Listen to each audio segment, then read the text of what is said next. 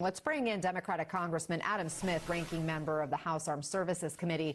Congressman, thanks for being here. The president's whole plan in Venezuela appears to hinge on their buy-in to invest in that country's oil sector, these oil companies that are coming to the White House today. What happens if it doesn't happen? How realistic is any of this?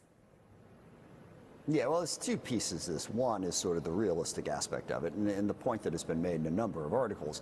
Venezuela's oil infrastructure is terrible.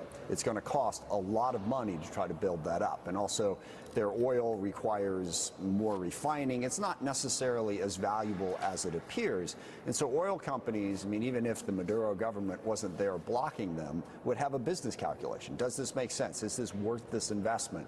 And most people say no. So how do you force that investment? Where does that money come in? Does President Trump's plan of basically taking Venezuela's oil, does it bear fruit? But the second part of this is that plan in and of itself even in the best interests of the United States? We show up in Venezuela, take over their country, try to take their oil from them. I mean, this is old school imperialism and colonialism that is not going to go well, certainly in the region. And we haven't focused on, okay, well, what about the talk about the drug problem? Haven't heard Trump say anything about that. What are we doing now that Maduro's gone to try to reduce the influence of the cartels, which was supposedly the U.S. interest? So both the actual plan and whether or not it's going to work, both of those things, I think, are huge problems for U.S. policy. I want to play some of President Trump's interview with the New York Times, talking about his approach to foreign policy and the limits of his global powers. Take a listen. Do you see any checks on your power on the world stage? Is there anything that could stop you if you wanted to? Yeah, there's one thing, my own morality, my own mind. It's the only thing that can stop, and that's very good. The president pointing to his own morality over following international law. How dangerous is that? It's incredibly dangerous. Now, I will say, when I first saw that headline, I misread it, and I thought he said my own mortality. In retrospect, that would have been better. And this is a president saying that the law doesn't apply to him. Now, I know that we're not supposed to use the F word on television, and the F word I'm referring to is fascism, but when you have a leader of a country who says, I can do whatever I want, it's up to me to decide what I can and cannot do, nobody else, no other institution, no law, no constitution, international or domestic, is a check on that.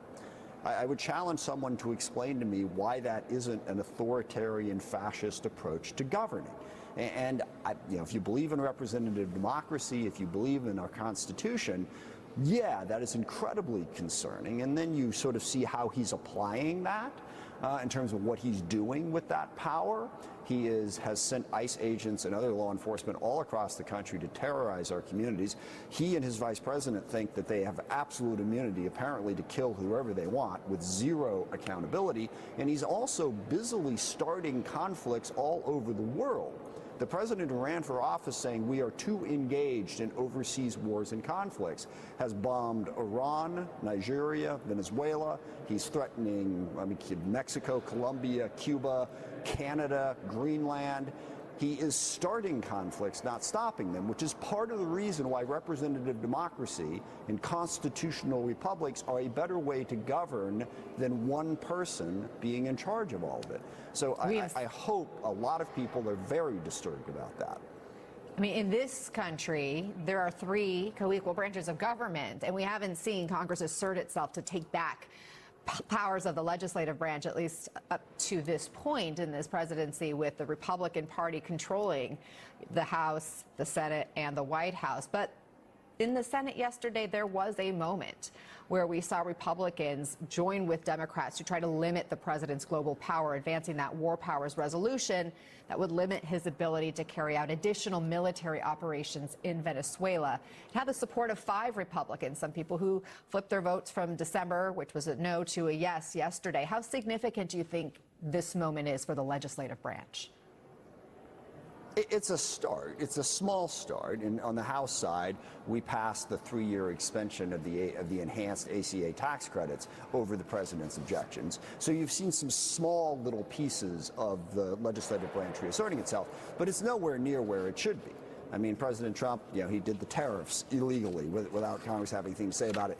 When we shut down the government, the United States House of Representatives disappeared, went out of session for 2 months, literally ceded all of the authority to the president. And then also yesterday, we had 2 bills that had passed unanimously in the House that the president vetoed for petty personal reasons, which aren't worth getting into. And somewhere around 180 Republicans switched their vote to oppose the override just because Donald Trump asked them to. So when it comes to Congress reasserting its authority against President Trump, when it comes to the Republican majority doing that in the House and the Senate, I still submit we have a long way to go, despite the small little victories that you saw yesterday in the House and the Senate. Congressman Adam Smith, thank you for being with us today. Up next, we'll go back to that breaking news in Portland. 2 people shot by a Border Patrol